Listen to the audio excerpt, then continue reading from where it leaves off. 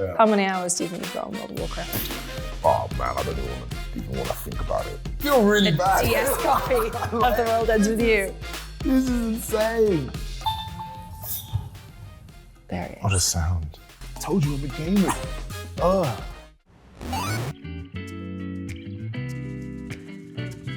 Today, I'm joined by Abubakar Salim to go through his gaming library. Now, Abu is a man of many talents, a BAFTA-nominated actor you might know from his roles as Bayek from Assassin's Creed Origins, or from being in Raised by Wolves, Napoleon, and HBO's House of the Dragon.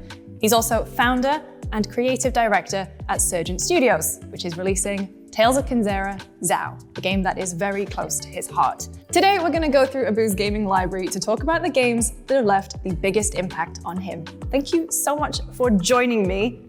Kicking off with a big question, what's your relationship to gaming? Oof. It's a fascinating one, I feel, because I don't think I would be where I am today in regards to acting, my love for storytelling, if it wasn't for games. When I was growing up, I didn't necessarily connect very well with the TV shows that I was watching. Books were very difficult to sort of consume. I'm dyslexic. So games were the only way I could actually take in stories and actually kind of escape in and enjoy. It was very normal for people to say, oh, games are bad for you, you know? But, you know, my dad, and I'll still thank him to this day for it, he very much was like, no, it's his passion, it's what he enjoys doing. Let him do it. Well, let's go back to the very beginning then. What is the first game that you remember playing? Golden Axe.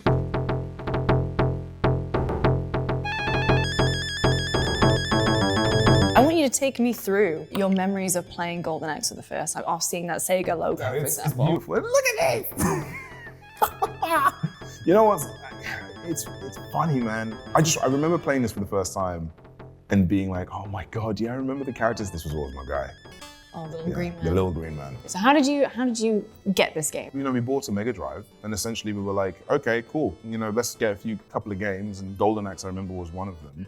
And you know, it's funny, like in previous interviews, I normally say, oh yeah, the first game I remember playing with my dad was Sonic, which is true. The first game I remember playing, however, was Golden Axe. I just remember being like, oh my God. Yeah, it's like you feel like a hero.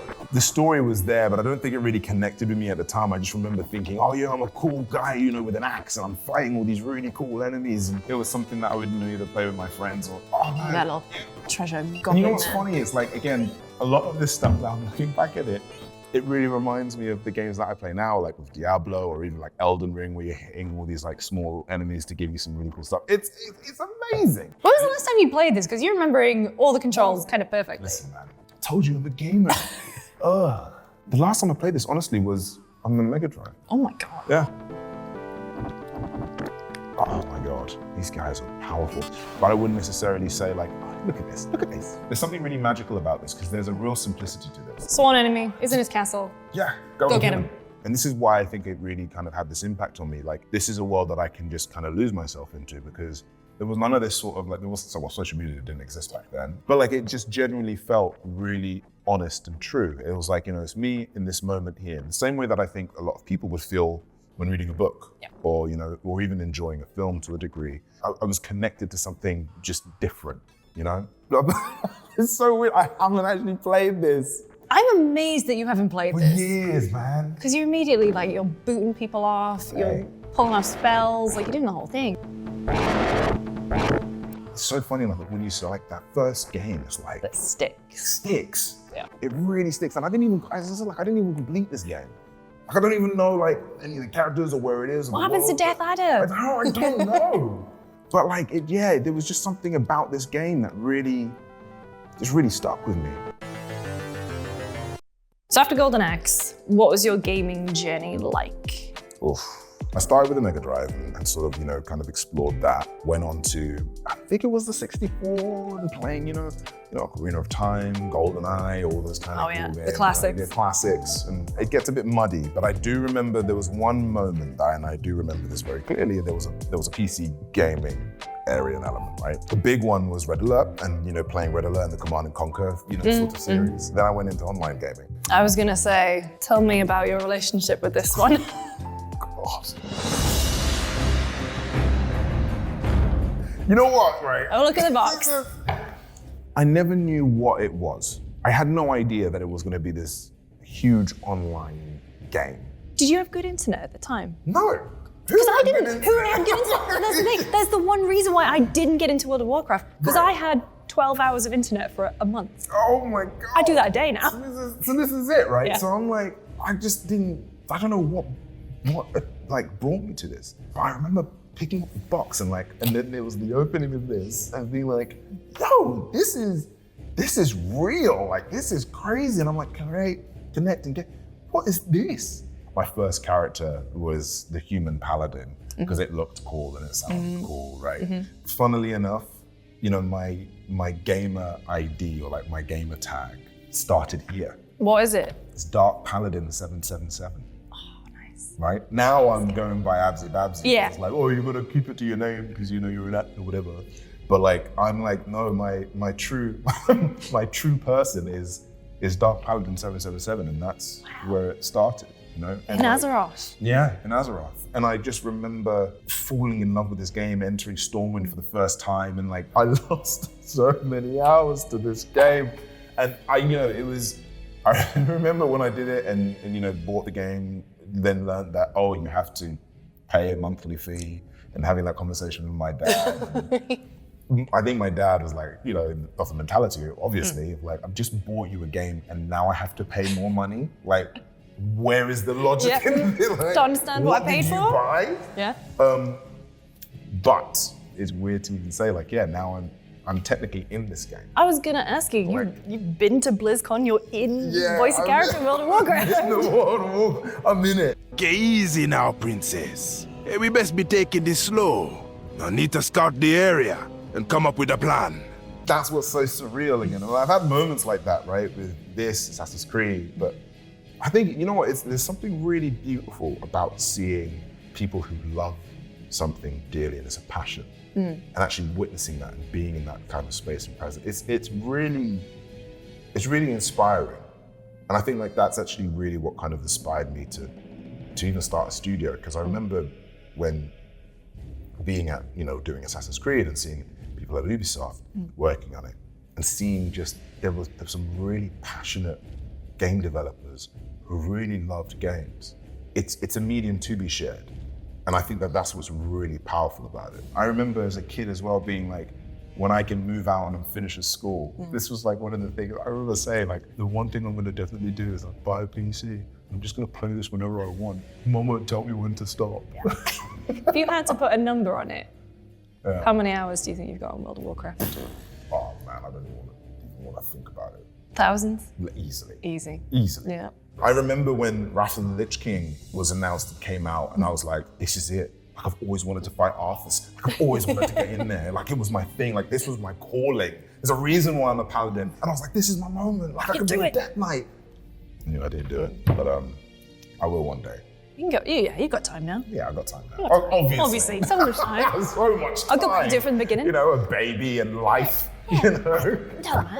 You've got a lot going on. Releasing a game, running a studio, being an actor. How do you find time for gaming? When my daughter's asleep. Yeah, I'll find it in moments where, for example, a lot of the acting work is waiting. Those periods of waiting, take a Switch or a Steam Deck, or if you're lucky enough to have an actual trailer with like a TV, for example, you can actually set yourself up. That is the time to game for me. I've recently discovered the Steam Deck, and it's blown my mind. Oh, it's incredible. It's incredible. Oh. And I'm just amazed at the power this thing has. So I know I can feel what the next question is going to be. So the game I'm currently playing is Guardians of the Galaxy.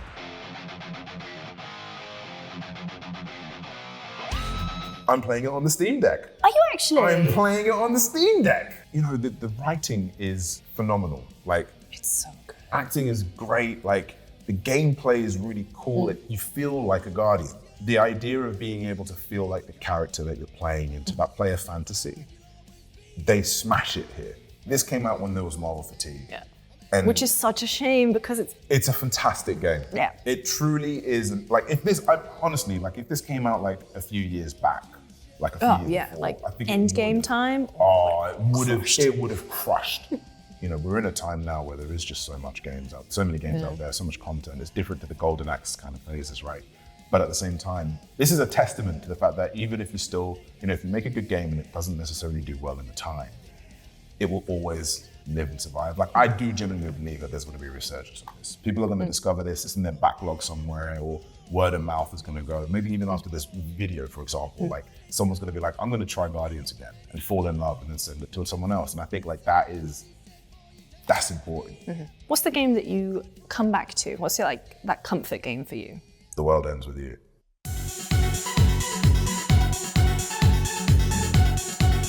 You know what? I've got a gift for you. So we've been showing you this. These are from our gaming library, used, brand new. Do you want the honor, the privilege of taking the wrapping off? I feel really bad. DS copy of The World Ends With You. This is insane. I love that it's wrapped. Like, I think that's just what's really dope about it, right? Where do I start? Okay, so I always get the corner. Yeah. Peel the corner. And then you turn it out like this, you see. And now you've created an opening. That is so much more efficient than how I do it. Yeah, very.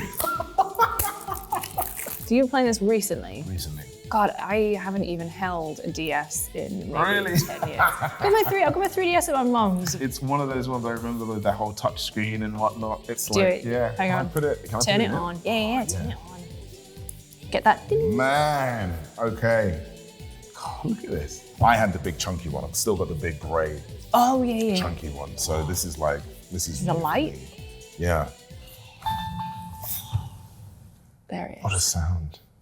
So what made you pick it up recently? It was the nostalgia. It was the feeling of like, again, as a kid, taking these portable, you know, game devices with me, plugging it in and being able to kind of just throw myself in a world that I've not, you know, that I love, essentially. It's an art. Yeah. And I think like that's why an interactive art. And I think that's why I wanted to jump back into it. And there is a comfort in it because I think that was the time also where I realized, oh yeah, you know, this is really interesting. Got two screens, each one telling you a story. I remember as a kid being like, this is really cool.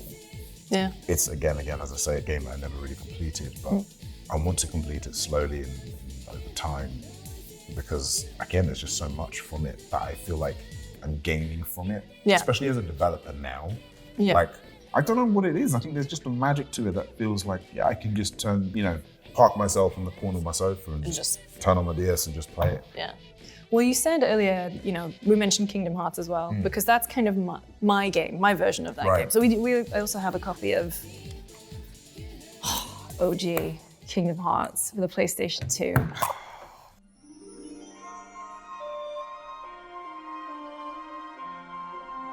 So I got Kingdom Hearts. My father rented it from Blockbusters. I love Disney. You know, I was a kid, grew up with Disney a lot, and I had no idea what was going on here and what was happening, but it transported me. Yeah. And I remember again, it was like even when I was playing Ocarina of Time is powerful and it's a great game, but it's still quite fantastical and you can kind of, you know, not necessarily disconnect, but it was what it is, save the princess, right? Yep. But the way they introduced this game. Layers to it. King Mickey. Oh my God. Cuddle the Goofy, the gummy ship. Oh my God. It was just amazing. Honestly, this had such an impact on me, man. Like this really, it's so influential and so like emotional. The vibe was real here. Like it was just. Earnest kids. Yeah, earnest kids. Just playing and making a little fort and then darkness comes. Yeah, darkness comes and takes them away and he just wants his friends back. Like it was just really magical. It was really, really magical. And I just, it will always stay with me. Yeah. This game will always, I think it will always influence any of the work I do, everything I do. Like there is just an earnestness to it, an honesty to it, and an authenticity. Oh, what's a game? What a game. What a cast as well. Have you seen that cast? No, I haven't actually seen the.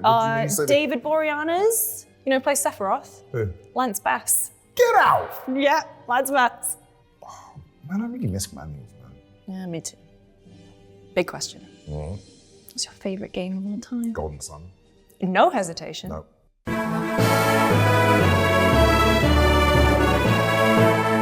This game, get that. Give it some moments. Go on. Love it. make it again. This game Right. was one of those games where I sunk so many hours in, but I didn't want it to end. Oh, yeah. I truly didn't want it to end. It's magical.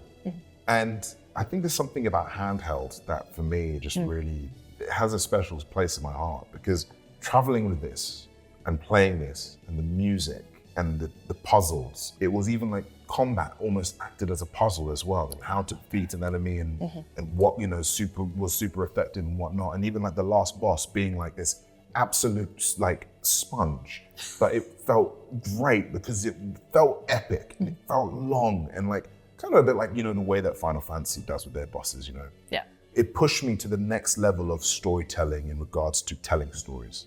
Because for me, I think the world of it all and the story and the elements of it all just connected to me on such a, again, like on a creative level. It felt honest and real and raw. I look at all these games and I kind of look at them and I'm like, okay, you know what? I've kind of come to them in their own sort of time and they've all had an effect on me, But this was so pure that I know I can never get it back. And I think that's why there's so much history behind this, because it was like, I think this was the first game I played where it felt epic and emotional and I was on a journey and the story really resonated with me and really connected with me and really inspired me to tell stories. And I wanted to give that same feeling that I had playing this to everyone else. I think that's the magic of it as well. It's like, that's an experience that you've had in your life that impacts you at that time. And you've grown from it or grown with it. And it's a magical, beautiful feeling. And I like that. And again, I think most of these games are at a time where, from my perspective anyway, I didn't really experience any sort of like toxicity or kind of judgment or like shame playing them. It was just it's like buying a book from a store and just reading it. Like, It's yours. It's yours. These games had such an impact on what games mean to me as an art form and as a storytelling sort of vehicle. It just really meant a lot. Do you think, the Abu who's playing all these games as he's grown up, was the end goal always to make your own, or was it something that you just kind of realized one day, hey, I've got to do this? I don't think I'd always wanted to make a game. The idea of it would have been great, and it would have been cool. And I say as well, like if I knew that I could have a career in games back in the day, before I was an actor, I probably would have. But there was a moment where it kind of clicked because I always wanted to tell the story about grief. I always wanted to share the experience and the journey that I had. And then when I was kind of connecting deeper into it and trying to figure out what it is, it just made sense as a game. Grief is different for everyone, yet it's so universal and you're not alone when you go through it. Even your own experience of grief is okay. It doesn't have to be one way or the other. That's awesome. Thank you so much. Oh man, the emotions!